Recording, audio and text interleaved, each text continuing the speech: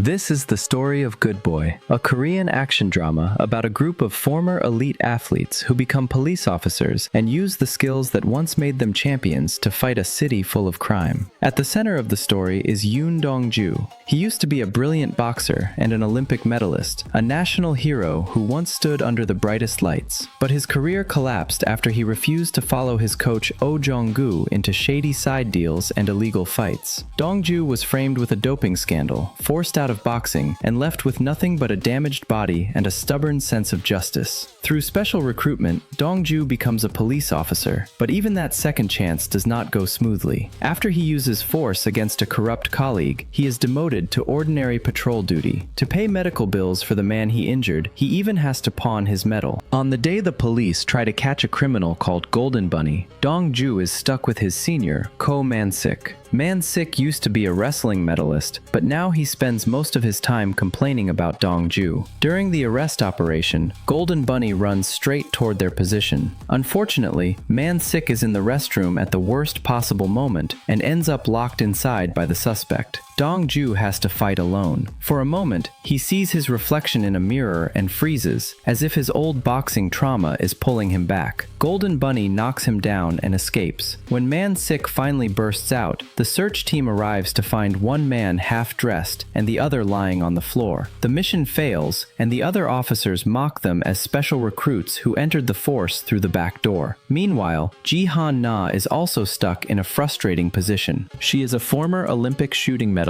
and once a national goddess, but inside the police department, she is mostly used for office work and publicity. Her colleagues look down on her, and the commissioner treats her like a mascot instead of an officer. Dong-ju, however, sees her differently. He has liked Han-na for years. Back when his boxing career collapsed and he was at his lowest point, Han-na once comforted him with a small, kind gesture. Since then, she has become the person he quietly holds on to. Han-na's ex-boyfriend, Kim Jong-hyun, soon arrives as a new inspector. Jong-hyun is a former fencing medalist and a sharp investigator. At a restaurant, he publicly exposes a corrupt officer who tries to insult him and Han-na, and the tension between him and Dong-ju begins almost immediately. That night, Dong-ju is sent to a rural area for surveillance. Nothing happens for hours. When he gets out to wash his face, a car suddenly hits him and knocks him into the mud. Dong-ju drags himself to the vehicle and tries to ask the driver what is going on, but the driver refuses to respond. When Dong-ju reaches inside to open the door, the window rolls up and traps his arm. He shouts that he is a police officer, but the person inside simply starts driving. Dong-ju is dragged along the road until the car turns and throws him away. Injured and humiliated, Dong-ju walks back, only to find that Man-sik's car has been stolen. When he returns to pick up his things, he follows the direction the suspicious car came from and discovers a body in the grass. The victim is Lee Jin-soo, an officer from the Korea Customs Service. Man-sik helps Dong-ju pay his hospital bill and wants to drive him home, but Dong-ju keeps avoiding him because Man-sik still does not know his car is gone. Dong-ju also cannot let go of the hit and run. He remembers the fake license plate and later realizes that he has seen the same vehicle in Golden Bunny's case file. Dong-ju sneaks into the office, checks the file, and confirms the clue. He shows Man-sik the injury marks on his body and the photo of the car. The damage pattern matches. Dong-ju believes the person who hit him is connected to Golden Bunny and possibly to Lee Jin-soo's murder. Man-sik thinks this is impossible. The car was not registered, there is no clear security footage, and the two of them trying to find it is like searching for a needle in the ocean. But Dong-ju is desperate to prove himself. Then Dong-ju receives a mysterious call. Someone claims to know who the hit-and-run driver is and tells him to come to a certain place. Man-sik suspects a prank, but Dong-ju goes anyway. At the same time, Jong-hyun reviews the footage from the failed Golden Bunny operation and notices something suspicious. Someone may have leaked information in advance. Lee Jin-soo had officially reported Golden Bunny's smuggling activities, which means his death may not have been an accident at all. Man-sik receives another call from the pawn shop owner, Kim Gum-nam, saying Golden Bunny's gang is moving. The address is the same place Dong-ju has gone to. Man-sik rushes to the search team leader, An Dae-young, and asks for help. Dae-young agrees only after Man-sik accepts a physical challenge first. Meanwhile, Han-na brings Lee Jin-soo's belongings home. Jong-hyun keeps calling, but she does not answer right away. After she gets out of the shower, someone rings the doorbell and claims to be from customs, there to collect Lee Jin-soo's files. Then someone starts forcing the door open with a knife. Han-na grabs the documents, hides in the bedroom, and takes out her shooting weapon, ready to fight. Jong-hyun drives to her place, but on the way, several cars intentionally ram him. Shin Jae-hong, a former discus thrower, now working in traffic enforcement, sees the danger and tries to help, only to be blocked by another vehicle. Dong-ju arrives at the meeting location and is locked inside. Instead of panicking, he wraps his hands and walks deeper in. There, he finds Golden Bunny's men. He asks who the hit-and-run driver is, but they ignore him. A fight breaks out across several fronts. Dong-ju fights the gang. Han-na defends herself at home. Jong-hyun is attacked on the road. Jae-hong tries to break through traffic. In the end, these former athletes suddenly become heroes in the eyes of the media. The police commissioner sees an opportunity to scare criminals in the district and benefit from the publicity. He creates a special criminal investigation team. Man-sik becomes the team leader. Han-na joins from internal affairs. Jae-hong joins from traffic. Jong-hyun, the fencer turned investigator, eventually comes aboard. And of course, Dong-ju becomes the team's boxer. The team officially begins investigating Golden Bunny's gang and the criminal network behind them. But during an interrogation, Golden Bunny is suddenly taken away by the regular search team. The commissioner also wastes everyone's time by testing newly purchased stab-proof vests and tries to use Hana in a public demonstration. Hana expected real fieldwork, but once again she is treated like a publicity tool. When she steps forward, she refuses to copy the commissioner's silly routine. Instead, she raises the gun and fires directly at the protective vest with perfect confidence. Dong-ju is completely dazzled. Then Hana fires toward the commissioner to demonstrate the vest, and the whole room panics while Dong-ju just stares at her like she is the coolest person alive. The commissioner wants to fire her, but Jong-hyun steps in and calms the situation. Still, Hana is furious enough to submit her resignation. Dong-ju worries she really might leave. He waits near her home and notices the streetlight on her usual route is broken. He keeps calling the maintenance department until the lights are repaired. When Hana comes home and sees the lights turning on one by one, she slowly realizes Dong-ju has been quietly helping her. The team then follows a tip about the men who attacked Hana's home. Man-sik wants to score a success and leads the team to the hideout, but he accidentally eats a piece of candy collected as evidence. The candy contains a dangerous drug component. His behavior becomes erratic, and he alerts the suspects. During the chase, one suspect removes a plank between two buildings. Man-sik, affected by the drug, still charges forward as if he can jump the gap. Dong-ju arrives just in time and panics. Jong-hyun then leaps across with the grace of a fencer and corners one suspect, but the man stabs him with a metal rod. Man-sik blocks the attack and is badly wounded. At the hospital, Man-sik learns that the ambulance was delayed by traffic, so Dong-ju pushed him on a stretcher for half an hour to get him treated in time. Man-sik is deeply moved.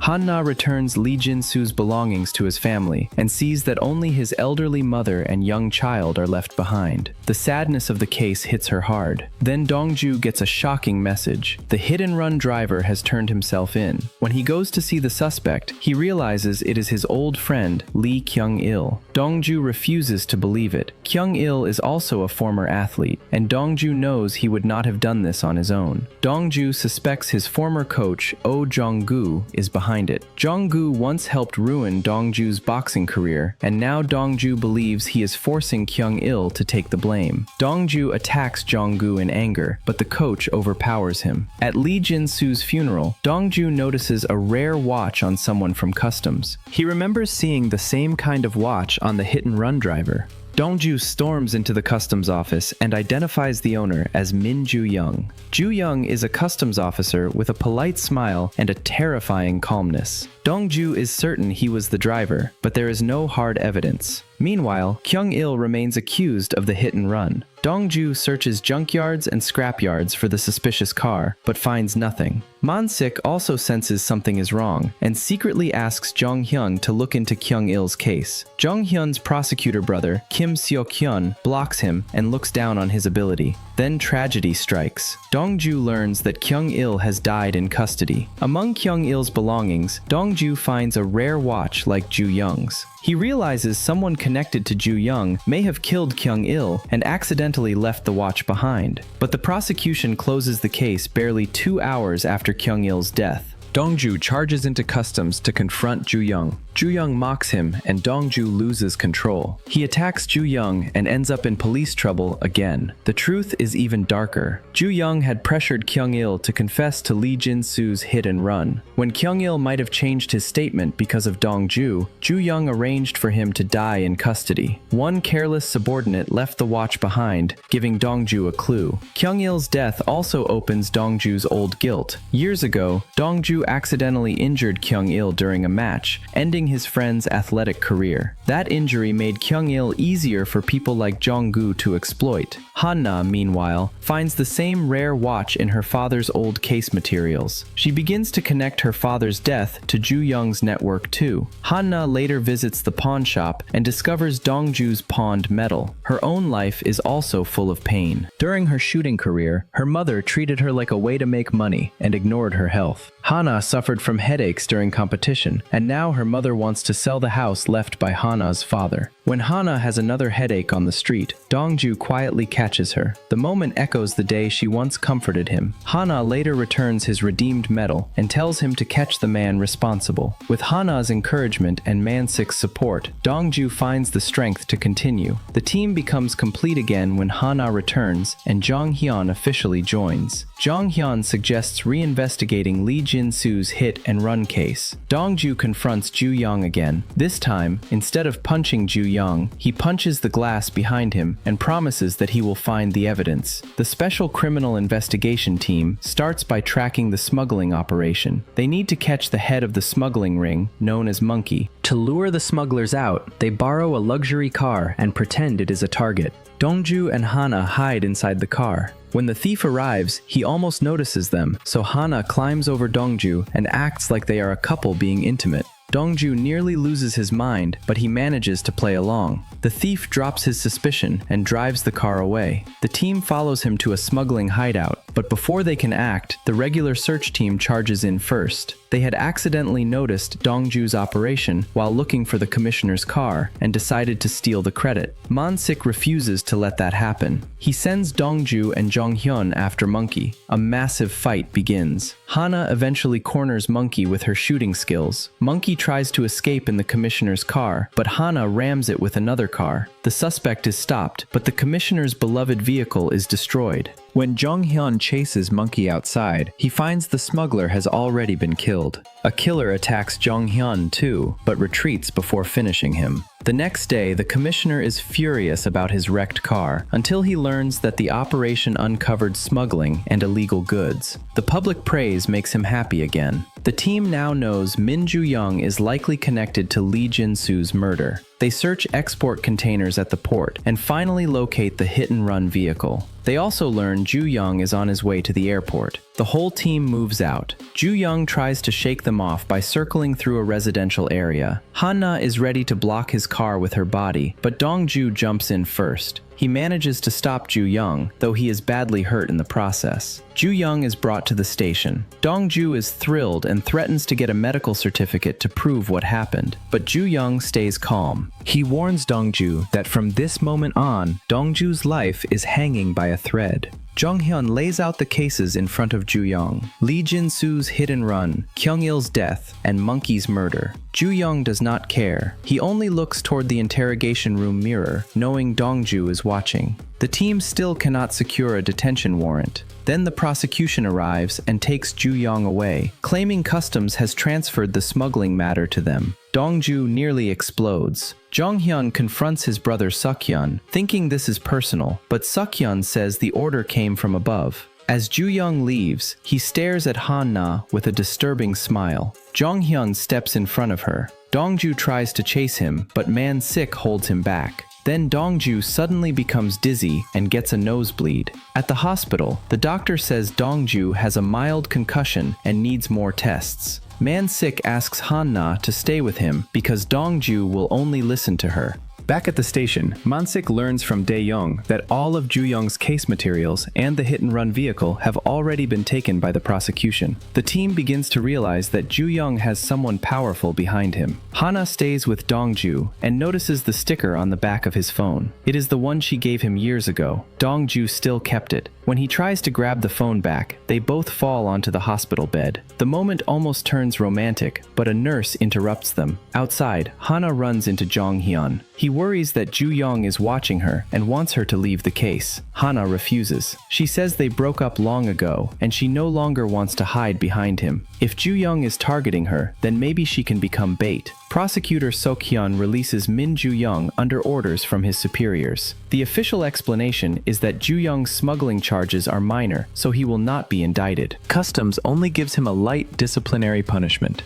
Man-Sik is sure someone is protecting him. The team digs deeper into Ju-young's background. He lost his family in an accident and was raised by an uncle. He has no real friends and keeps his life cold and empty. Hanna discovers another problem. Dozens of luxury vehicles smuggled by Golden Bunny's network have vanished. Ju-young later visits an abandoned warehouse filled with expensive cars and casually picks whichever one he wants to drive. On the road, he sees a happy family and creates a dangerous accident simply because he feels like it. The incident becomes news. Hanna notices the car in the news matches one of the missing smuggled vehicles. The team immediately understands who is behind it. Dongju ignores the doctor's order and leaves the hospital to warn Ju-young not to run. Hanna, meanwhile, decides to use herself as bait. She asks Ju-young to meet at the docks and gives him a gift that makes his face change. From Lee Jin-soo's documents, she found a symbol connected to a company called Chung-il Shipping.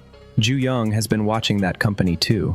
Dae-young suggests that the search team and the special criminal investigation team work together. He also reveals evidence he secretly kept, a piece of drug candy. The maker is believed to be a very tall man known as Drug Monster. If they find the maker, they may be able to catch Ju-young. Elsewhere, a woman kills a drug dealer who copied her candy formula. When she sees the messy clothes of women in the room, she loses control and prepares an explosive trap. Dongju arrives during the chaos and finds her pretending to be an innocent victim. After a blast, Dongju escapes with her through a window and keeps holding her hand because he thinks she is someone who was kidnapped. The team brings the woman back to the station. She pretends to have amnesia. Man-Sik says they should protect her until she remembers something. Hana notices the woman clinging to Dongju and volunteers to protect her herself.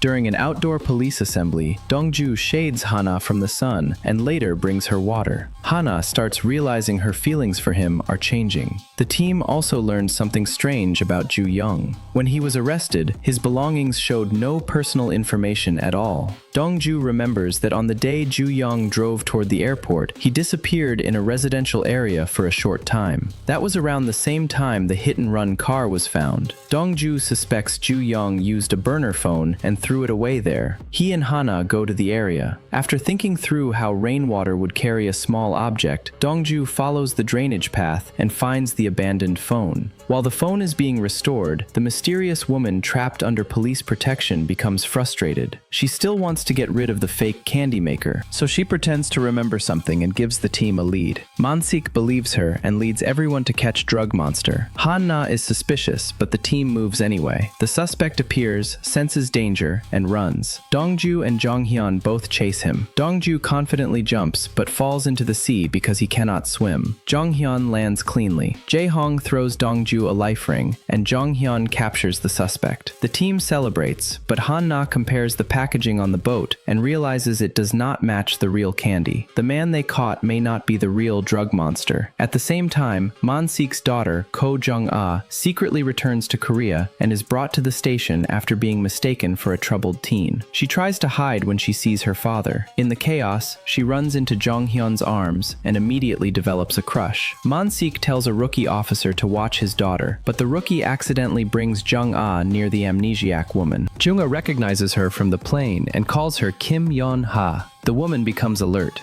Hana receives fingerprint results and learns the woman's real name is Kim Yeon-ha. She is also the person who killed the drug dealer. In other words, she may be the true drug monster. Dongju gets Hana's call, but the team arrives too late. Yeon-ha has left with Jung-ah. Man-sik sees the security footage and panics, terrified that something has happened to his daughter. Ju-young meets Yeon-ha and considers hurting Jung-ah. The team searches everywhere until Jung-ah is found safe. Man-sik breaks down when he sees his daughter unharmed. Then Dongju receives a package. Inside is Man-sik's stolen gun, now empty. Ju-young has used the bullets to teach Dongju a lesson. His target is Jung Mi-ja, the woman who owns Gyeongil Noodles. She is Kyung-il's mother and Dongju's old neighbor. When Dongju's father abused his mother, Mi-ja often stepped in. After Dongju's mother died, Mi-ja treated Dongju like her own child. Dongju and Kyung-il trained together as athletes, but during one match, Dongju accidentally injured Kyung-il, destroying his future. Jong-gu later used Kyung-il, pushed him toward drugs, and helped Ju-young force him into taking the blame. After Kyung-il died, Mi-ja was heartbroken and pushed Dongju away because seeing him reminded her of her dead son. Even so, Dongju keeps caring for her from a distance. He brings her food and quietly cleans graffiti from the wall outside her restaurant. One day, Mi-ja hears from a child how much Dongju has been doing for her. She is touched and asks Dongju to come for dinner. Dongju is happy, but that night he hears that Mi-ja has been shot. When Dongju sees the dinner table, especially the cucumbers carefully picked out of the food, he realizes who was there. Ju-young has the same picky habit. Dongju stops holding back. He storms to Ju-young and beats him with pure rage. Mi-ja survives, but proving Ju-young shot her is difficult. There are no cameras around the noodle shop, no fingerprints on the gun, and no direct evidence. Hana notices something important. Mi-ja should have lost too much blood before the ambulance arrived, yet someone gave her emergency first aid. Dongju is told that his assault on Ju-young counts as serious injury. Ju-young has video of the attack and now demands that Dongju be dismissed and the special team disbanded. Man-sik tries to plead with the commissioner through another ridiculous wrestling challenge, but Dongju feels guilty. Man-sik tells him the dismissal is not final yet. Dongju says he will resign on his own, but Man-sik comforts him, saying he did nothing wrong. Dae-young then brings a breakthrough, the restored burner phone data and Kim Yeon-ha's file. Man-sik divides the team. Hana and Jae-hong analyze the material, while he and Jong-hyun search for the burner phone supplier. Dongju insists on joining despite being in trouble. They find a guide who sells overseas tourist information to a burner phone dealer called Daepo. After watching for 2 days, Dongju and Jonghyun identify the supplier. Meanwhile, Yeon-ha visits Ju-young in the hospital disguised as a nurse. Ju-young asks why Mi-ja survived. It turns out Yeon-ha called Dongju after Ju-young left and also gave Mi-ja first aid. Yeon-ha is dangerous, but she still has lines she hesitates to cross. Ju-young then visits Mi-ja in the hospital with fruit, as if he is an innocent guest. Dongju warns him not to come near her. Ju-young mocks him because there is no evidence. Dongju almost attacks again, but Han-na stops him. As Ju-young leaves, Han-na smashes the fruit at him in a cold, controlled counterattack that leaves Dongju stunned. Daepo eventually reveals that a man named Baek Suk-chun often buys large batches of burner phones. Around the same time, a bald informant is caught by Leo, a Korean-Russian gang boss. Leo fires a gun nearby, and Han-na and Jae-hong hear it while investigating. Han-na chases Leo's car, but he escapes. At the scene, only blood remains. The team maps the criminal network. Ju-young, Jong-gu, Baek Suk-chun, Leo, and Kim Yeon-ha are all connected through smuggling and drug candy. They have formed an alliance of criminals. When the special team is almost disbanded, Dongju decides to protect everyone in the only way he knows. On the day of the disciplinary hearing, he disappears. Man-sik and the others spend 2 days worrying about him, only to find him hiding under his desk, covered in wounds. At first, they think he caused more trouble. Later, they learn the truth. Dongju went to Jong-gu and asked him to contact Ju-young.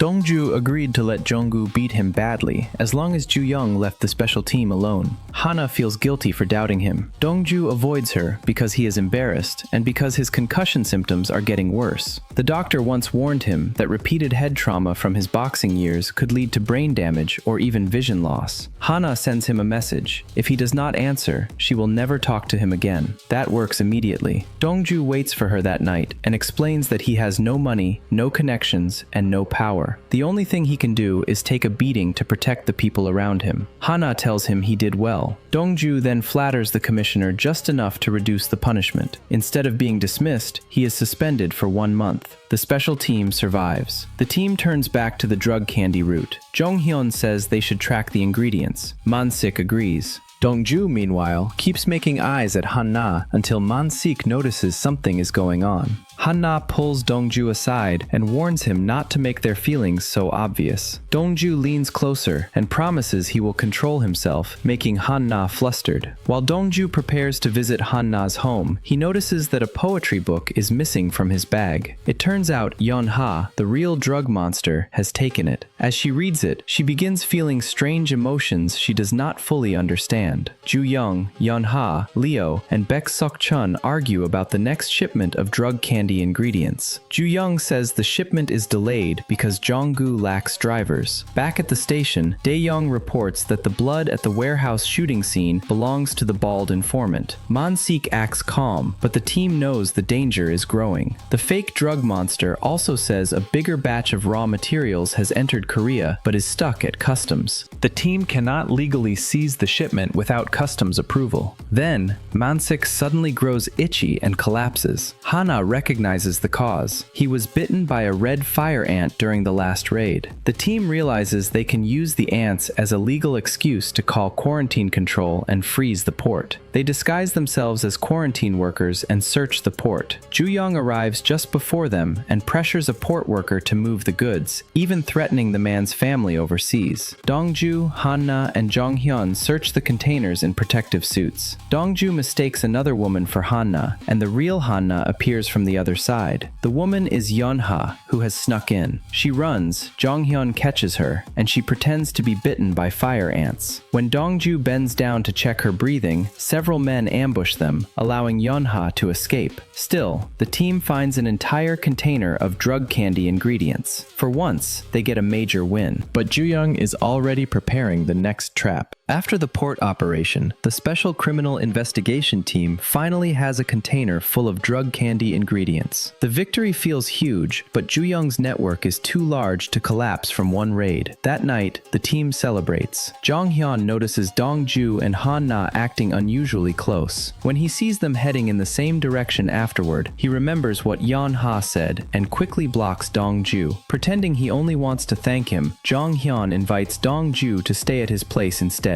Leo believes the seized goods will be impossible to recover once they enter a government evidence warehouse. Baek Sok-chun questions Ju Young, but Ju Young insists he will get the shipment back. Then they open a trunk and find the bald informant tied up inside. Leo had spared him, but Ju Young is far less merciful. He stabs the man's leg and lets him go with a message. Mansik receives word that the informant has been found. Under pressure from Mansik and Dongju, the informant reveals what he supposedly overheard. Ju Young plans to steal the seized evidence during transport. Dongju is suspicious at first, but the informant insists he is risking his life by telling them. What the team does not know is that Ju Young released him on purpose. The entire tip is a trap. During the transport, Jonghyun's vehicle is blocked in a tunnel. Motorcycles surround the vehicle carrying Hanna, the tires catch fire, and the truck spins out. Jae-hong is stopped on the way to provide backup. The tunnel entrance is blocked too. Dongju and Mansik arrive and have to fight their way in with their bare hands. Every member of the special team is cornered, but these are not ordinary officers. They are athletes who built their lives around endurance. Dongju fights through the attackers and reaches Jonghyun. Together, they take down Baek Sok-chun, but Ju Young's car suddenly arrives and hits Dongju. Jonghyun tries to move forward and is knocked down too. Ju Young steps out and mocks Dongju, telling him to face reality. Then he drives away. Hanna, exhausted and out of bullets, refuses to let the evidence truck be stolen. She does something bold. She hides herself in the cargo so she can follow the shipment. Dongju and Jonghyun later search for her. At a fork in the road, they find one of Hanna's shoes. She has left it as a marker. At each intersection, they keep finding clues she deliberately dropped. When they reach the truck, however, the goods have already already been moved into other vehicles. Dongju notices a wrapped glove on the ground. Inside, written in blood, is a number. He realizes Hanna left part of a license plate. Man-Sik checks it, but the plate is fake. Jae-hong finds the vehicle on Route 23 before it enters a blind spot, but the route has too many exits. Then they learn the bald informant is trying to flee. Man-Sik, Dongju, and Jong-hyun intercept him and force out another clue. Ju-young is planning a deal with Japanese buyers, but only Golden Bunny knows the location. Dongju and Jong-hyun visit Golden Bunny in detention. At first, Golden Bunny refuses to talk, but when Dongju mentions his younger brother, Silver Bunny, he finally reacts. Ju-young has been using Silver Bunny's life to threaten him. Golden Bunny says he will only reveal the deal location if they find his brother. Unfortunately, Silver Bunny has been wanted for a month and may not even be in Korea. Han-na has been missing almost a full day, so Dongju believes she must be at one of Golden Bunny's past deal locations. The team begins digging through every record they can find. Meanwhile, Ju-young's deal begins. The buyers complain that the shipment is late and question the quality. Ju-young cannot tolerate their disrespect. He shoots the translator in front of everyone to send a message. Han-na has been hiding inside the shipment. When the cargo is unloaded into a warehouse, she slips out and sees Leo carrying a gun. She should leave, but she stays because she needs to confirm something. When Baek Suk-chun catches her, she is beaten and searched. They cannot find her phone. Ju-young is surprised, and Baek wants to kill her, but Yeonha stops him, saying blood before departure is bad luck. Ju-young allows them to throw Han-na into an abandoned container. Inside the container are bodies Ju-young's men disposed of earlier. As Leo closes the door, Han-na asks him whether he remembers a case from 2008. A Russian gang member was shot in Insong, and the police officer handling the case was also killed. That officer was Han-na's father. Leo remembers. He was the one who fired the gun, but he does not answer her and walks away. Han-na pulls out a stolen phone and calls emergency services. She cannot unlock it, but she can still make the call. Man-Sik receives the recording and sends it to Dongju and Jong-hyun. They identify the location as a factory and race there. The criminals find Han-na again and beat her. Dongju and Jong-hyun arrive with the informant used as bait. They fight through the building and finally hear Han-na's voice. Dongju finds her and holds her tightly. Jong-hyun sees the intimacy between them and quietly looks away. As they try to escape, more criminals arrive. Jong-hyun is stabbed by Baek Suk-chun and twists his ankle. Dongju rushes in, but his dizziness returns. Still, he charges forward, fighting while retreating until he traps several attackers inside. Dongju tells Jong-hyun to take Han-na away while he stays behind, but outside, Leo appears. He shoots at Han-na. Jong-hyun steps in front of her and is hit, falling into the water. Dongju dives in and pulls him out. At the hospital, the whole team waits anxiously. Han-na is consumed by guilt. The seized cargo is recovered, but Ju-young's larger transaction only gets delayed. Ju-young tries to call the mayor for help, but the mayor avoids him. Ju-young visits him and coldly asks how much money he wants. When the mayor says he cannot solve it, Ju-young has his men shove cash into his mouth and threatens him until he agrees to handle the seized goods. Soon, the Coast Guard, Customs, and the prosecution all try to take control of the evidence. Man-Sik is furious. Then he learns that Jong-hyun's brother Seok-hyun is taking over on behalf of the prosecution. Jong-hyun survives, but his ankle injury is serious. Dongju finds an old scan showing that Jong-hyun tore a ligament years ago. Man-Sik remembers that Jong-hyun was injured while saving Han-na back then, and the injury caused him to lose an important match. He never told her. Han-na feels even more guilty. Dongju's own symptoms worsen. On the way back, he becomes dizzy and collapses. The doctor has warned him that this could progress into blindness. The team is punished. Each member is suspended and fined for 3 months, while Ju-young completes his deal anyway. 3 months pass. Man-Sik is reassigned to ordinary civil complaints. Jae-hong returns to traffic duty. Han-na is sent to a useless archive room. Jong-hyun slowly recovers. Dongju becomes a special duty officer under the commissioner's supervision and spends his spare time caring for Mija, who is now homeless and recovering. Man-Sik worries about Dongju working support jobs all day and suggests a better paying job because because Dongju still has Mija's care expenses to cover. The story then shows why Man-sik matters so much to Dongju. Years ago, Dongju was known as a street fighter. After his mother died, he stopped fighting. Man-sik gave him boxing gloves and encouraged him toward boxing. Later, after Junggu framed him and destroyed his career, Man-sik helped him become a police officer through special recruitment. Dongju has always been grateful. One day, while working support at a bank, Dongju sees Ju Young. Ju Young tells him that no matter what he does, the result will never change. Dongju looks at everything around him and finally understands something. He starts training again. The boxing champion returns. Dongju begins attacking Ju Young's network alone. He targets places connected to Ju Young, beats down his men, and reports illegal businesses one by one. Shops are raided and shut down. News spreads about a mysterious vigilante. The former special team sees the reports and immediately knows it is Dongju. Man-sik cannot reach him and contacts the bald informant. The informant has changed numbers, so Man-sik launches an absurd public search notice to force him out. The informant finally calls, and Man-sik uses him to find Dongju, but they are surrounded by thugs. Dongju appears just in time, and Hana arrives too, saving everyone trouble. Jonghyun also joins them, and Dae-young soon brings in the search team to arrest the criminals. Except for Jae-hong, who is still working several jobs to support his family, the old special team reunites. Man-sik scolds Dongju for taking risks alone. Dongju says their earlier investigation focused on the wrong thing. They should not just chase Ju Young's crimes, they need to chase his power. Jonghyun then reveals a clue. Among the bodies in the container where Hana was trapped, one victim's front teeth had been removed. Man-sik suspects that victim may be Silver Bunny. If they prove that, Golden Bunny may finally talk. Hana is angry that Dongju kept hiding from her and throwing himself into danger. Dongju cannot hide his feelings anymore. Their relationship becomes more honest. Ju Young invites Dongju to dinner. He knows Dongju is the one destroying his businesses. Dongju admits it openly.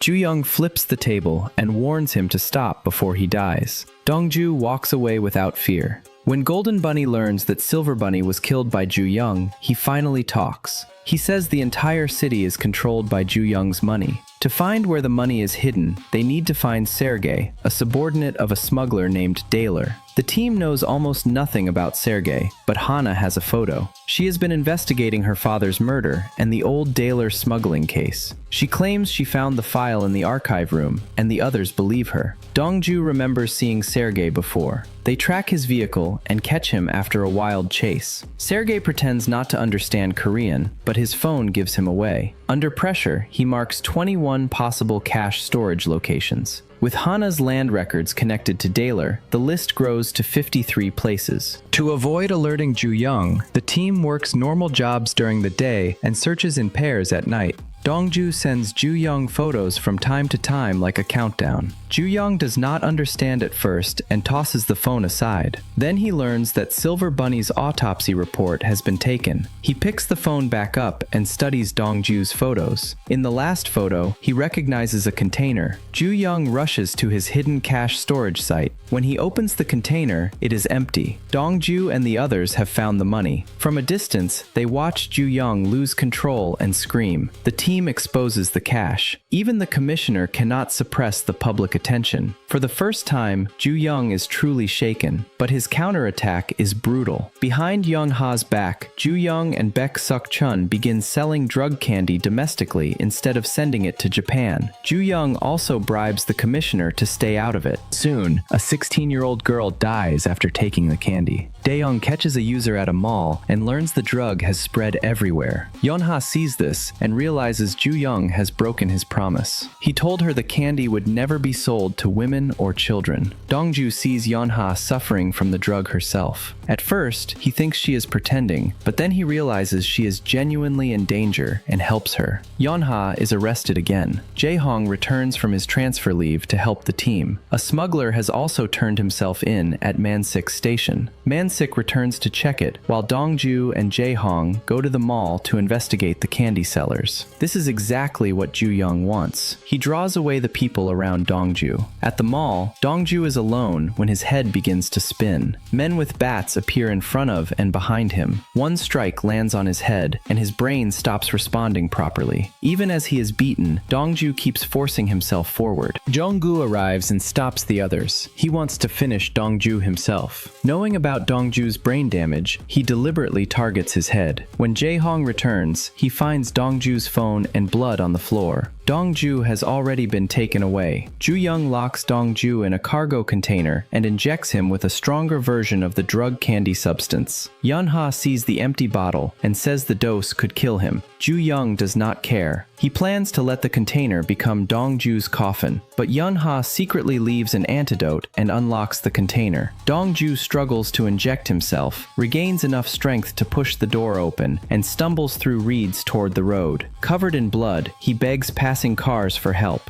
No one stops. When someone finally gets out, the man stabs him instead. Dongju pulls out the knife while escaping, and a bystander films only that moment. The footage is twisted into a false story that Dongju attacked an innocent person and fled after using a new drug. Ju Young puts a bounty on Dongju, and every thug in In-song starts looking for him. Jong Hyun finds Dongju unconscious first. Yunha appears, gives Dongju treatment, and helps remove the poison from his body. Jong Hyun tries to take Dongju to the hospital Man-sik arranged, but police checkpoints are everywhere. He has no choice but to ask his brother Seok-hyun for help. Seok-hyun is selfish, but he gives them 3 days. Dongju slowly stabilizes under medical care. When Man-sik, Han-na, and Jae-hong arrive and see him in that state, they are devastated. Han-na breaks down in tears. Jae-hong blames himself for leaving Dongju alone. Man-sik tells them the only way to end this is to catch Ju Young. Han-na takes that to heart. She returns to the station, retrieves her shooting weapon, and goes alone to Ju Young's unfinished building. Meanwhile, Man-sik and Jong Hyun learn that Golden Bunny was killed during transfer. The timing and route were too precise. Someone inside leaked the information. The prosecutor general has been bought by Ju Young, and Baek Suk-chun intercepted the vehicle to kill their witness. The team then goes to the pawn shop hideout to move their data, but Sergei has been murdered. The bald informant survives only because he hid in a cabinet. Leo had come in and killed Sergei. Jong Hyun finds Hana's notebook and realizes she has been deeply investigating Daler's smuggling case and the people connected to her father's death. At the same time, Yunha finally finds the sister she was separated from as a child. In the orphanage, her sister gave up an adoption chance for Yunha and promised they would meet again. But Yunha's adoptive parents were drug users, and her life became miserable. She wanted to return to Korea and confront her sister, even threatening to kill her. Ju Young promised to find the sister, which is why Yunha helped him make the drug candy. Now Yunha sees her sister ruined by the very candy Ju Young sold in Korea. She realizes he used her pain and betrayed her. Hana prepares her sniper position at the unfinished building. Before she can shoot Ju Young, Yunha arrives and confronts him. Ju Young knows Yunha helped Dongju and says she is no longer useful. He punishes her with drug candy, causing her to hallucinate. Then Ju Young gets a call. Someone has warned him. He scans the nearby buildings, spots Hanna, and she fires. The bullet only grazes his face. Baek Suk-chun protects Ju Young while men swarm Hanna. At first she fights them off with her shooting skills, but more keep coming. Jong Hyun realizes where she went and rushes in alone. Soon he is surrounded too, but Jae-hong arrives to help. Hanna keeps searching for Ju Young. An elevator opens and Ju Young appears. He shoots her, but she is wearing body armor. Ju Young cannot understand why everyone wants to kill him.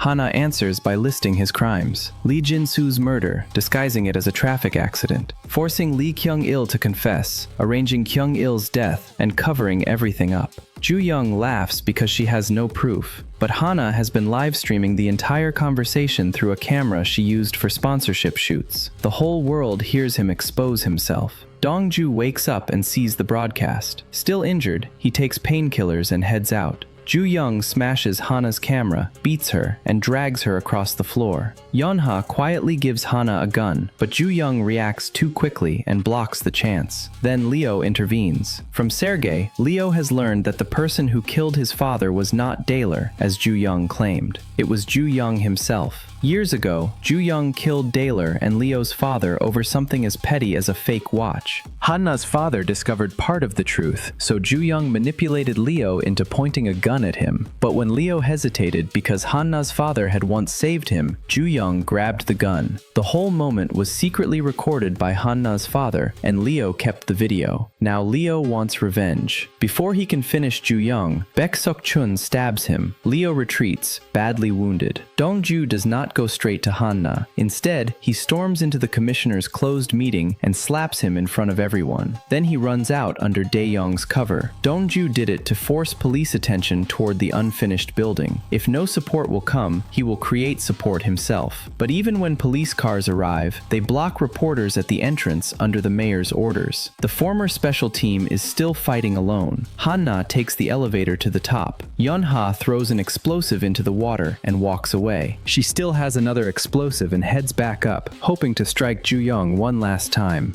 Dong-ju arrives, turning the fight around. Ju Young tries to escape, but Dong-ju and Han-na finally face him together. Yeon-ha charges at Ju Young. He overpowers her and grabs her by the throat. Yeon-ha bites the fuse, ready to die with him. During the struggle, the explosive falls. Ju Young runs. Dong-ju shields Han-na as the blast goes off. Dong-ju and Han-na survive. Yeon-ha is still alive too, and Jae-hong calls an ambulance, but Ju Young has disappeared. After the explosion, police finally collect evidence from the unfinished building and seize more drug candy, but Min Ju Young is gone. Man-sik is sure he escaped with help from a police informant. Han-na remembers that someone warned Ju Young before she fired the shot. Dong-ju says if they recover Ju Young's phone records, they can identify the inside source. Dong-ju is still wanted, so he has to leave the area hidden inside a trash container. Man-sik pretends to feel dizzy and uses the distraction to pick up Ju Young's phone, which fell when Han-na grazed him. When the phone data is restored, Dong-ju recognizes the last number called. He enters it and finds the name of a rookie officer from the search team. Man-sik suspects the rookie was the mole, but before they can use him, the rookie is found dead. Another person close to them has died. Dong-ju feels the weight of it, but he also begins thinking about where Ju Young would hide. He remembers earlier conversations and suspects Ju Young may be with the commissioner. Dong-ju rushes into the police station, but many officers block him. Jong-hyun and the others arrive and are blocked too. Han-na finds another entrance. Just then, Ju Young appears holding the commissioner hostage. The terrified commissioner even presses the elevator button for him. Han-na comes up from the side, takes a gun, and aims at Ju Young's leg. The commissioner orders her to put the gun down, but she ignores him. Ju Young reacts fast. The bullet hits the commissioner instead, and Ju Young fires back before escaping into the elevator. Dong-ju refuses to lose him again. He chases Ju Young to the parking garage, but Jung-gu ambushes him and lands a heavy punch. Dong-ju's already damaged brain finally gives out. He loses his vision. When Han-na calls for him, Dong-ju does not want her to see him like this or worry about him. Jong-hyun understands and hides him away. Jong-hyun reports Dong-ju's condition to Man-sik and takes him to the hospital. Luckily, the blindness is temporary, but the danger is real. Han-na cannot find Dong-ju or Jong-hyun, and Man-sik and Jae-hong keep covering for them by saying they are chasing Ju Young. Man-sik later storms into the hospital to ask the commissioner where Ju Young went. The commissioner instead asks where Han-na is, because Han-na accidentally shot him while aiming at Ju Young. Ju Young hides with the mayor and angrily demands protection, still furious that the mayor failed to answer his calls earlier. He then moves to recover the drug candy shipment that Baek Seok-chun has tried to keep for himself. Baek refuses to return all of it, and another violent clash begins. After resting, Dong-ju goes straight to Han-na. Now that he has nearly lost his sight, all he wants is to see her. He still does not tell her about the temporary blindness. The team follows a resident's report to the site of the previous gunfight. Witnesses heard shots and saw Russians and Ju Young, but do not know where they went. Dae-young points out that from there, Ju Young would have had to pass several checkpoints. Han-na suspects there is still another mole inside the police. Back at the pawnshop hideout, the prosecutor general arrives. He says the commissioner has cancelled Dong-ju's wanted status and will no longer interfere. The team is surprised.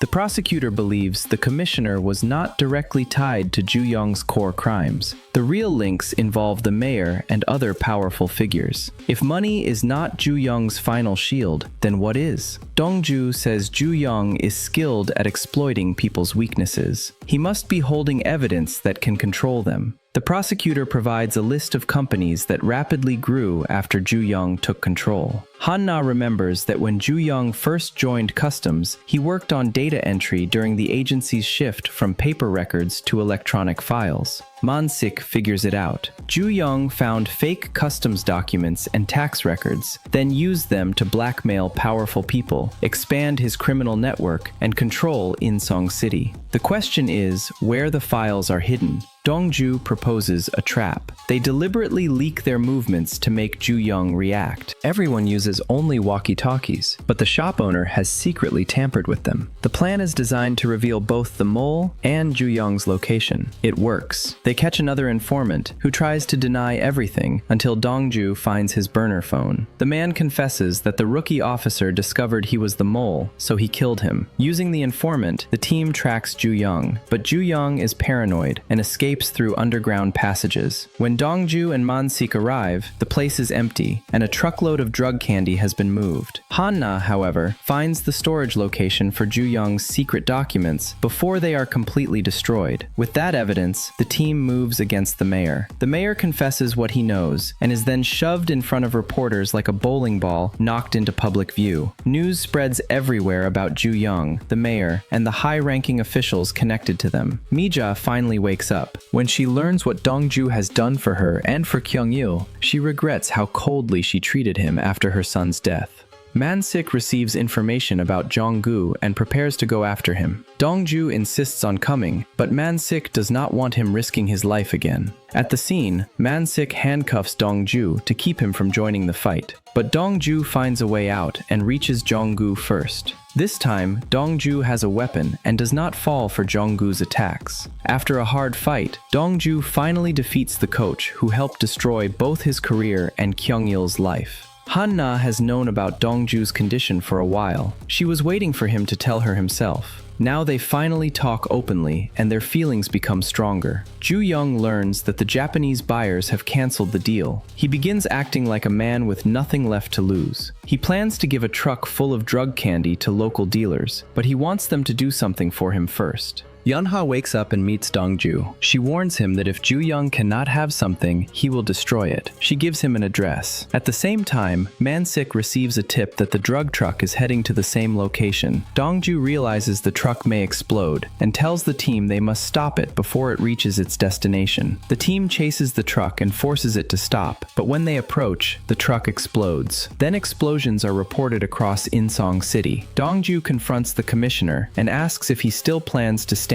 by and do nothing. The commissioner says more than 10 powerful people in the city are tangled with Ju Young, and the city cannot be cleaned overnight. Man-sik has no patience for excuses. He orders every available unit to track Ju Young. The team then finds Yunha. From her, they learn that a woman named Kim Yu-na may protect Ju Young without question. An investigation shows Yuna has taken sick leave and has not been home for 2 days. Man-sik also learns that because Ju Young canceled the Japanese deal, the Japanese side is now hunting him, and Baek Sok-chun is also turning against him. Dong-ju finds Kim Yu-na through credit card records. After talking to her, she gives them a location, Victory Hotel. But when Dong-ju and Jong-hyun arrive, they see many of Insong's powerful figures gathered there. They realize Yuna may have lured them there on purpose. Hana finds white powder in the hallway and contacts Yonha. Yonha explains that the powder creates poisonous gas when it touches water. Ju Young plans to kill everyone in the hotel, including the team, so he can leave Insong without witnesses. Dong-ju and the others rush into the meeting room and try to evacuate everyone, but no one believes them. Then, the lights go out. The emergency exits begin locking. Poison gas pours in, and explosions create panic. The crowd is trapped behind a glass door as the gas grows stronger. Dong-ju throws himself through the glass to open a way out. The group reaches the underground parking garage, but the gate is locked. At the critical moment, the commissioner arrives. Dongju's words have finally moved him, and he chooses to fight Ju Young. Ju Young is now being hunted from every side. The Japanese gang wants him. Baek Seok-chun wants him. The police want him. Even Kim Yu-na, who protected him, is abandoned when she finds him. Ju Young reaches the docks, only to be stopped by Japanese gangsters. They beat him badly. Dongju and Jonghyun see it. They do not want Ju Young killed by someone else. They want to arrest him and put him in prison, so they fight the gang to take custody of the man they hate. Ju Young escapes in the chaos, but he has too many enemies. Baek Seok-chun's people catch him next. Dongju and Jonghyun arrive again, and a new fight breaks out. Han-na appears as a sniper and covers them. After they defeat the attackers, Dongju finds Ju Young on a boat. Ju Young refuses to surrender. Rather than be caught, he jumps into the sea, but Dongju will not let him choose an easy death. He jumps in after him and drags him back alive. In the end, Min Ju Young is finally brought to justice. Later, in prison, he is attacked, and whether he survives remains uncertain. Dongju and Han-na become a couple, no longer hiding how much they care for each other. Man-sik, Jonghyun, Jae-hong, Han-na, and Dongju are recognized for their work. The Special Criminal Investigation Team, once mocked as a group of washed-up athletes, proves that their medals were never the only thing that made them champions. They were thrown away by the world, underestimated by their own department, and beaten down by a city ruled by money. But they kept standing up, and that is how the good boys and girls of Insong finally win.